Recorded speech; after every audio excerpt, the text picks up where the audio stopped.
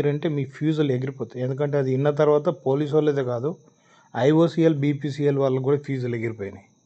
ఇలా కూడా దొంగతనాలు చేస్తారా అని ఊహించలేని విధంగా దొంగతనం చేయడం జరిగింది.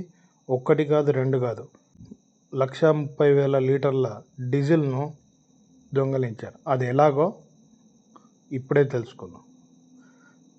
దానికన్నా ముందు దయచేసి నా ఛానల్ నచ్చితే సబ్స్క్రైబ్ చేసుకోండి, లైక్ చేయండి, షేర్ చేయండి. ఇంకా లేట్ చేయకుండా మన స్టోరీలోకి వెళ్దాం. వచ్చేది డీజిల్ అనేది ట్యాంకర్స్ త్రూ వచ్చి మన గట్కేసర్ ఏరియాలో రైల్వే లైన్ల దగ్గర వాళ్ళు ఫస్ట్ ట్యాంకర్స్లో నుండి అన్లోడ్ చేస్తారు. అన్లోడ్ చేసిన తర్వాత హెచ్పిసిఎల్ వాటిని రిసీవ్ చేసుకుంటుంది.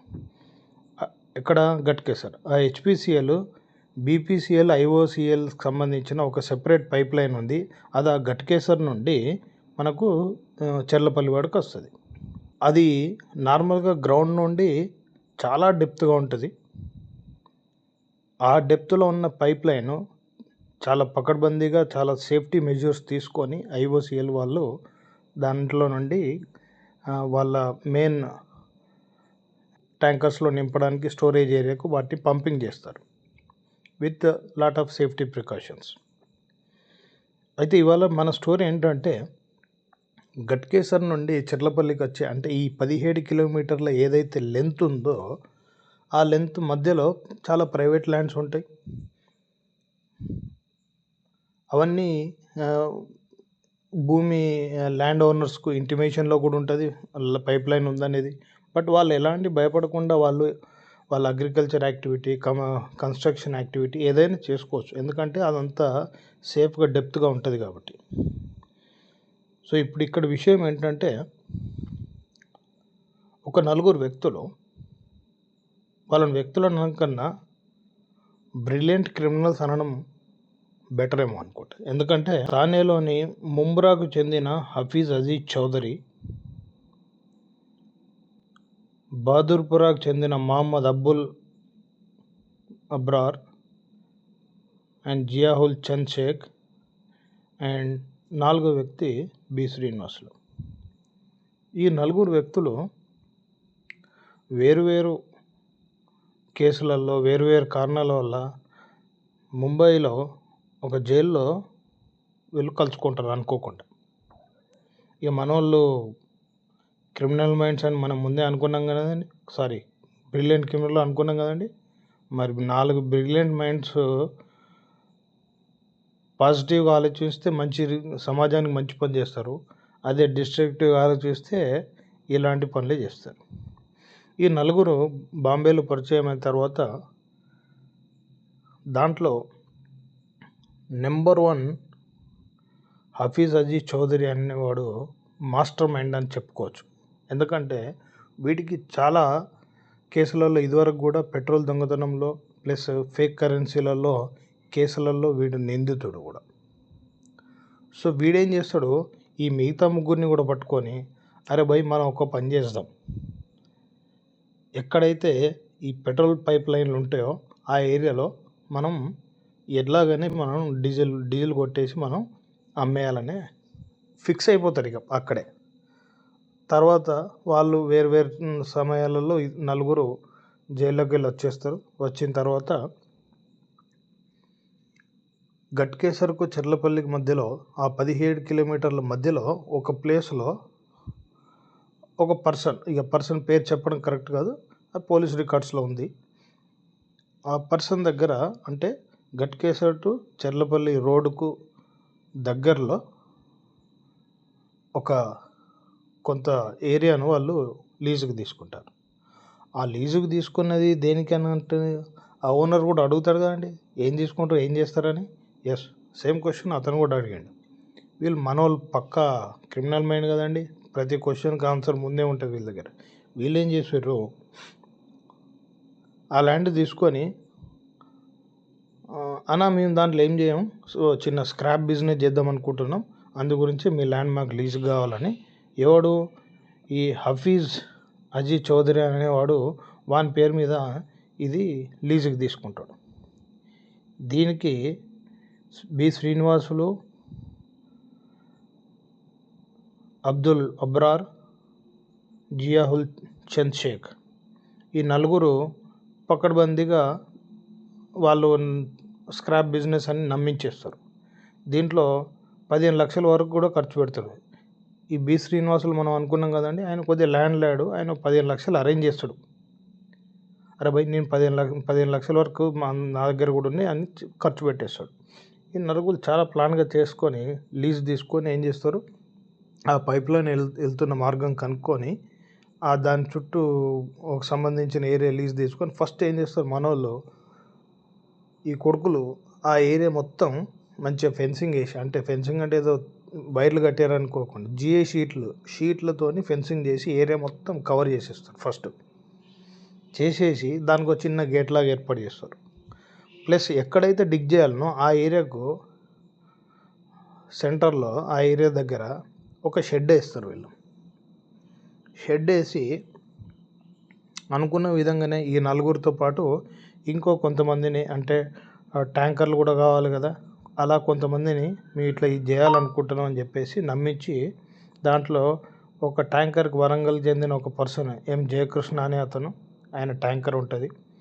అలాగే కొంతమంది వర్కర్స్ని తీసుకొని వీళ్ళు ముంబ్రాకు చెందిన చౌదరి, సునీల్ మదివర్, వాసు, ఆర్ రాంబాలి యాదవ్, సురేష్ కుమార్, ప్రజాపతి, అమ్జద్ ఖాన్, శ్రీకాంత్, సురేష్ రెడ్డి, మొత్తం వీళ్ళు మనం అనుకున్న నలుగురు ప్లస్ వీళ్ళు 9 మంది, మొత్తం ఎంత అయినా 14 మంది. ఈ 14 మంది ఏం చేస్తారంటే, అరే భయ్ మనం అందరం కలిసి చాలా జాగ్రత్తగా పనిచేయాలని వీళ్ళు అనుకున్నట్టుగానే చాలా జాగ్రత్తగా అక్కడ డిగ్గింగ్ కంటిన్యూ చేస్తారు. ఆ డిగ్గింగ్ చేసి మూడో కంటికి తెలియకుండా వీళ్ళు అనుకున్న టార్గెట్ కరెక్ట్ పైప్ లైన్ వరకు 10 రోజులు పడుతుంది. ఎన్ని రోజులు? 10 రోజులు డిగ్గింగ్ చేస్తే వాళ్ళు అనుకున్న పైప్ లైన్ దగ్గరికి చేరుకుంటారు. పైప్ లైన్ అంటే ఇదేదో వాటర్ పైప్ లైన్ కాదండి. టక్మని వెళ్ళగానే దానికి హోల్ కొట్టేసి వాటర్ పైప్ పెట్టి తీసుకెళ్ళడానికి. ఇది మెయిన్ డీజిల్ పైప్ లైన్. ఎక్కడ? ఘట్కేసర్ నుండి చెర్లపల్లి, ఇది హైదరాబాద్ ఏరియాలో ఉంది, అక్కడికి వచ్చే లైన్ ఇది మెయిన్ పైప్ లైన్. సో దానికి డిగ్ చేయాలన్న నాలెడ్జ్ కూడా ఎవరికి ఉంది దీంట్లో? మనం అనుకున్నాం కదా మాస్టర్ మైండ్ హఫీజ్. వీడు హఫీజ్ గానికి మొత్తం దీంట్లో మాస్టర్ మైండ్ అన్నట్టు. వాడి ప్లానింగ్ ప్రకారం దానికి మంచిగా చాలా జాగ్రత్తగా పంచర్ చేస్తారు. కరెక్ట్ ఆ పైప్ లైన్లో ఏది చేయాలనేది కూడా వీడికి అవగాహన ఉంది. మరి ఇన్సైడ్ ఇన్ఫర్మేషన్ ఉందా ఇంకా ఎవరిదైనా అనేది మనం దాన్ని ప్రూవ్ చేయలేం కాబట్టి మనం చెప్పకూడదు ఇక్కడ. బట్ అంత అక్యురేట్గా అక్కడ వరకు వెళ్ళడానికి వాడికి ఇన్ఫర్మేషన్ ఇచ్చింది ఎవరు అనేది కూడా ఇక్కడ ఒక పెద్ద క్వశ్చన్ మార్క్. అబ్బాయి ఎక్కడ పడితే అక్కడ తవ్వుతూ వెళ్తుందా? కరెక్ట్ అనుకున్న అదే ప్లేస్లో తవ్విండు అని అంటే వాడికి అవగాహన ఉంది అని అంటే వాడికి ఉందా లేదా, ఎవడని ఇచ్చిండా అనేది కూడా ఇక్కడ క్వశ్చన్. ఎందుకంటే వాడు ఐఓజీలో పనిచేసిన వాడు కాదు కదా. బట్ వానికి ఇన్ఫర్మేషన్ ఇచ్చేవాళ్ళు ఎవరో ఉన్నారు అక్కడ అని అదొక పెద్ద డౌట్. సో ఈ విషయం పక్కన పెడితే వీళ్ళు 10 రోజులు డిగ్ చేస్తారు, మొత్తం తవ్వుతారు కొడుకులు, అనుకున్నట్టుగా పంచర్ చేస్తారు. ఒక రబ్బర్ పైపుని ఫిట్ చేసి ఒక 3 HP మోటార్ పెట్టి దెన్ డ్రమ్ములలో నింపడం స్టార్ట్ చేస్తారు.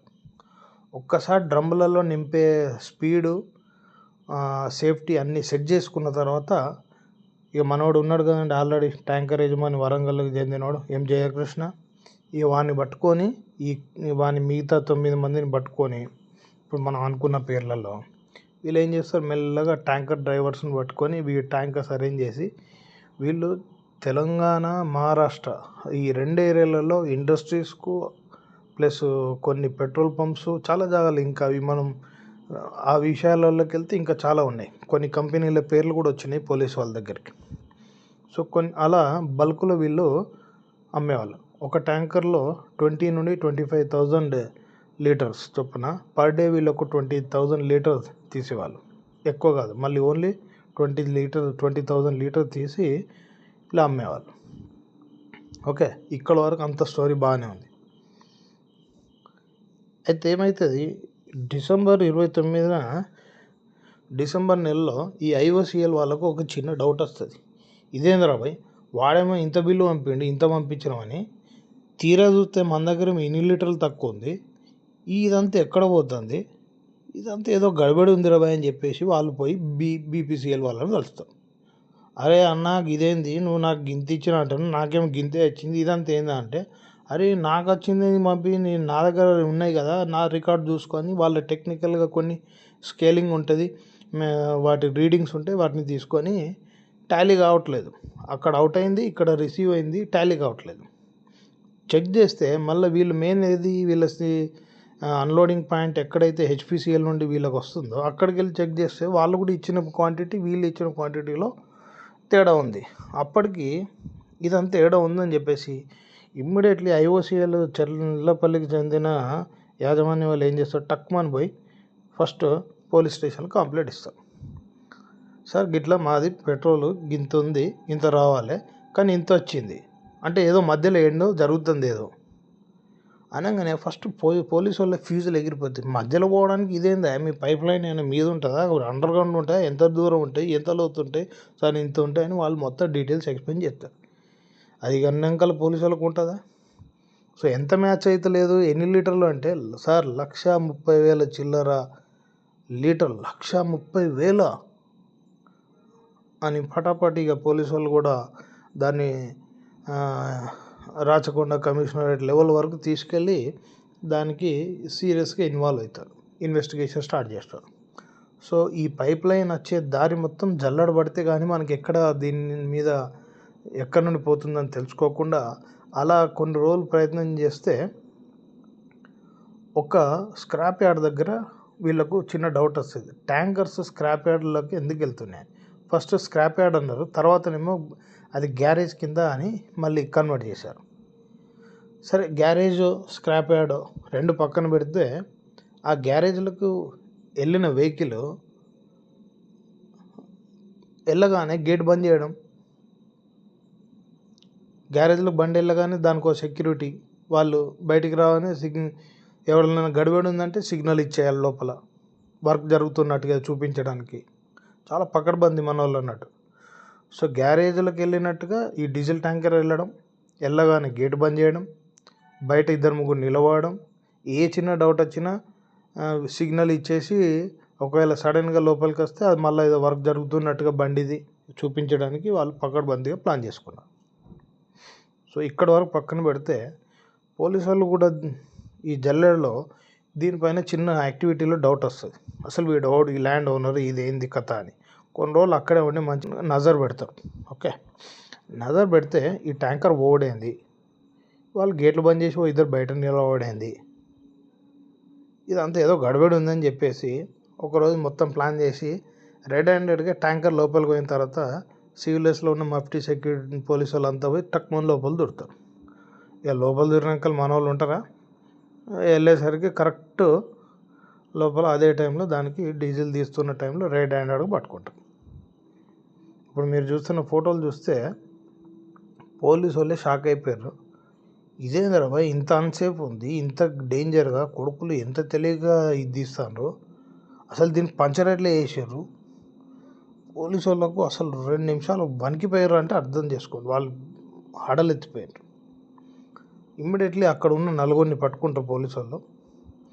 4తో పాటు ఒక స్కార్పియో వెహికల్, ఒక ట్యాంకరు, ఒక 90 లక్షల క్యాషు, సెల్ ఫోను, ఇవన్నీ సీజ్ చేసేసి ఇక వాళ్ళు మన వాళ్ళు ఉంటారు కదా, మన వాళ్ళ స్టైల్లో గట్టిగా 4 వాళ్ళ స్టైల్లో ఎంక్వైరీ చేస్తే,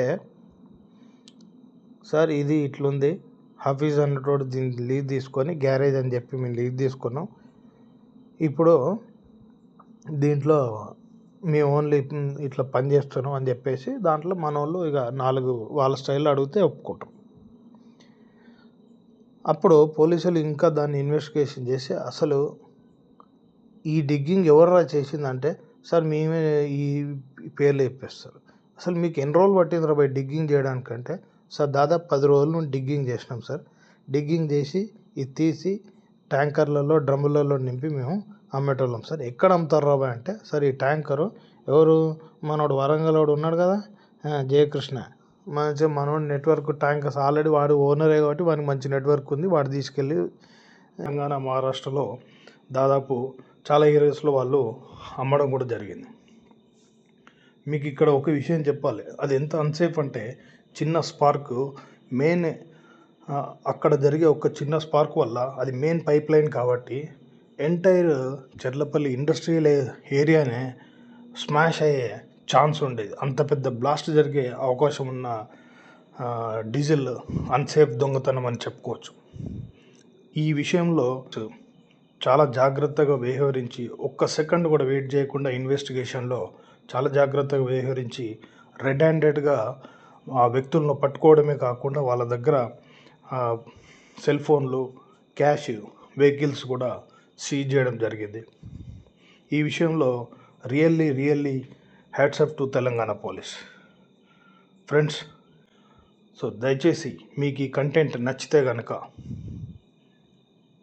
దయచేసి సబ్స్క్రైబ్ చేయండి, లైక్ చేయండి, షేర్ చేయండి. Thank you.